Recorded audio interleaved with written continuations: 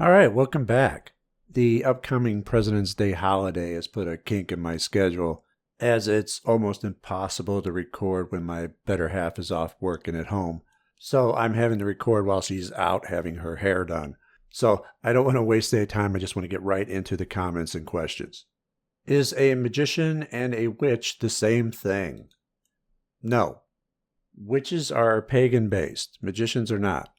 Now, magicians are going to call themselves a lot of things, whether it be a Thelemite, a Rosicrucian, but whatever label they want to give their sect, magicians at their core are always based in Hermeticism, which is very different from paganism. So no, witches and magicians are not the same, although they have borrowed from each other over the course of time and both perform magic. So perhaps similar, but not the same. And thanks for the question. I love the channel and content, but dun dun dun. You know, they say everything before the word but is BS. But he breaks his own rules fairly often.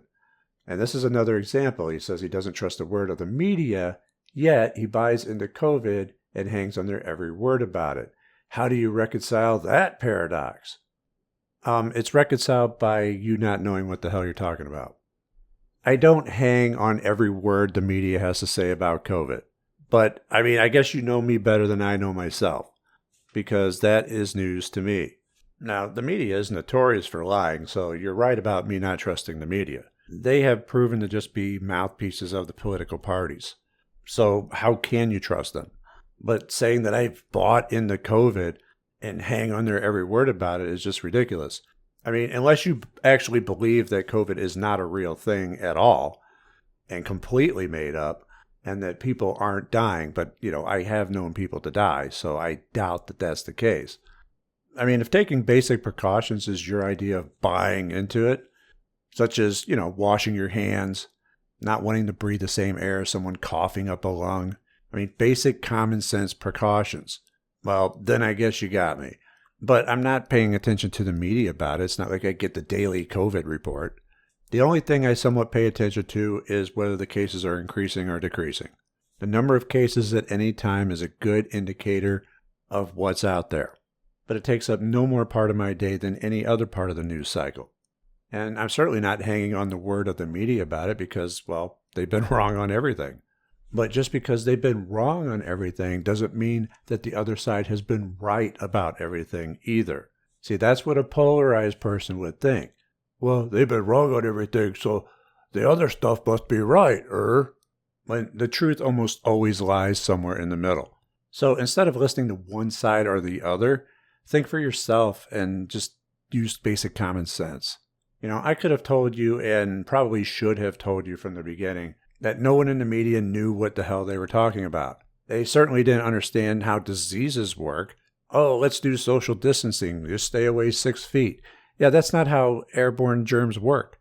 They don't just float through the air 5 feet and then stop. No, I can't go another foot. It's against the rule. And there's been all kinds of stupidity like that throughout the entire thing. Now, whether or not you want to take common sense precautions is up to you.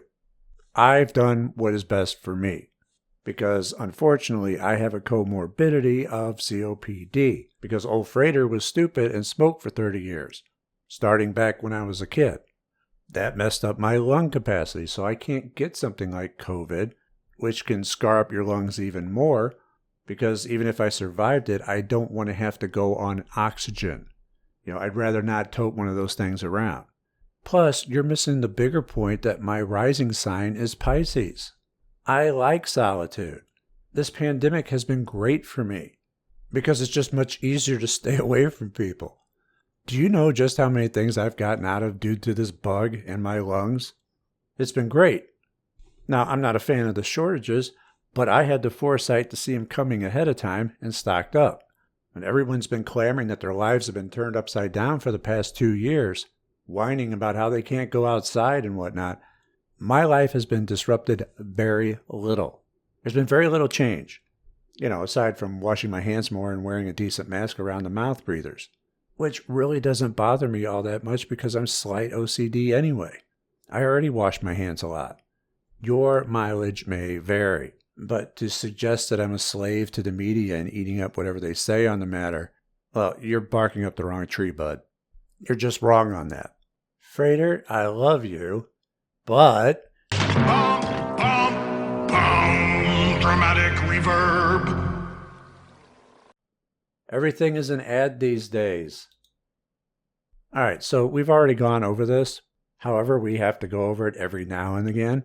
I'll make a lesson out of it. It'll be okay. First of all, you're wrong. Because at the time of this posting, the day before, I uploaded a Thothlight video that didn't have any ads. There are also like 6 clip videos loaded up through the entire week. Didn't have any ads. So not everything has ads. So on that point, you're completely wrong. That said, I do use ads. I have to. I have no choice in the matter. When I moved into Mind and Magic as a company full time, I didn't have time for anything else. So it's up to me to generate revenue. Now, someone else made a comment on this comment saying, gotta manifest them sales. I generally loathe ads, but it keeps the money flowing. Still though, if I had to watch an ad, it's best to see them for Mind and Magic products and services. Only the best in magic for the most astute of magicians. Thanks, Frater. This guy gets it. I mean, look, would you rather see an ad that I produce for my programs, or would you rather have multiple ad breaks in the video from YouTube? And even then, it's not even going to be close to generating as much revenue as somebody purchasing from me. So then I would have to look into getting sponsorships and plugging other people's products and services throughout the video. If you think it's ad-ridden now, I do my own ads to save you from ads. I mean, unless you want to pay my bills or salary, or do the advertising for me. Remember, I don't purchase ads. I just run my own on my own videos. And I don't believe that to be completely unreasonable. And I don't think that you would either. But where people tend to get upset is where I make a sales video, a 2 to 5 minute video that is just an ad for a sale. And I don't particularly like to do that, but the reason I do is because I haven't quite figured out a way to run a sale a month ahead of time. In other words, it's difficult for me to include it in a regular video that's going to be going on Patreon and Subscribestar and YouTube memberships first, and then release it onto YouTube when the sale is active. YouTube is about a month behind the memberships, roughly, because it fluctuates, and therefore it's extremely difficult to adhere to a set schedule. So the simplest solution is to just run a sales video when I have a sale. I mean, what am I supposed to do? Not tell you when things are on sale? I wouldn't make any money that way, because as I explain in the laws of riches, out of sight, out of mind. If you don't put something in front of somebody, they're not going to see it. So I'm going to share with you my program earnings on this graph from last year. Now, do you see these spikes in certain intervals? That is when I have a sale. That is when I let you know that things are on sale. That is also non-coincidentally when I receive a boost in revenue. I mean, if sales and ads didn't work, then nobody would do it. It's as simple as that. But since I have to do them, it's better to do them for my own products on my own videos. The only time I'll rarely have somebody else's products on is when I strongly believe in that product and I think that you guys would like to know about it. So yeah, out of sight, out of mind, you pretty much got a Laws of Riches lesson for free there. The Laws of Riches is the series that's going to take you from being broke to not having to worry about money. It's called the Laws of Riches because becoming rich is an exact science. There's a formula to it. Simply put, rich people think and do things differently than poor people. Please allow me to introduce myself. I'm a man of wealth and taste. And so it stands to reason that if you start thinking and doing as they do, then you'll also start getting similar results.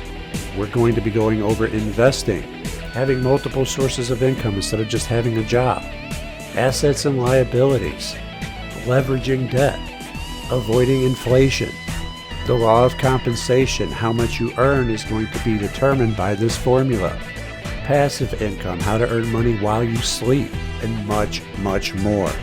You'll be getting a lesson per week for an entire year when you sign up. You can get the Laws of Riches and other Mind and Magic programs over at mindandmagic.com today.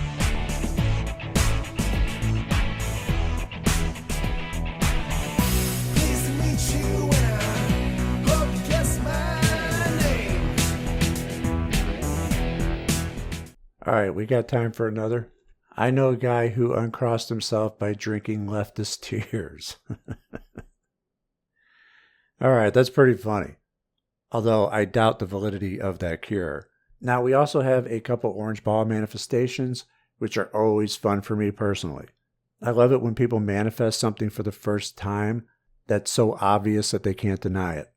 Just wanted to share an interesting experience. I first discovered your YouTube channel back in late 2017 and saw your video about sigil magic and copied down the sigil you gave about manifesting an object in your yard. Did the spell, having no idea what to expect. A few years later, I had to move to a new home in a new state, and when I got settled down, I went looking for your channel again and started watching your videos again from the beginning, and when I saw that episode again, it reminded me that I had done that sigil spell. And I saw that there were comments now about it, and when I read what was the object that manifested in your yard, and you said an orange ball, I was blown away. A few weeks prior to me finding your channel again, an orange ball mysteriously showed up in our yard one morning. Guess there was some time delay with it. Thanks for taking the time to hear my experience. Very much thanks. Now, there can be a time delay, but better late than never. More than likely, it was synchronicity, timing it out just right for you. And congratulations on the success. All right, so this last one's a bit tougher to read because it won't resize with the window to take a decent screenshot, so I'll just read it while showing the attached pic. Very new to this. I did what you said. I willed it. I let my intention be known. I felt it, and then never really dwelled on it after that. Within a week, an orange ball appeared on my kitchen table. I should let you know the only ball in the house is a football. I don't own this ball. But I asked my wife if she put it there. She has no clue. I completely freaked out with excitement. I'm learning so much from I subscribed about a month ago. I've been going through your school on the YouTube channel.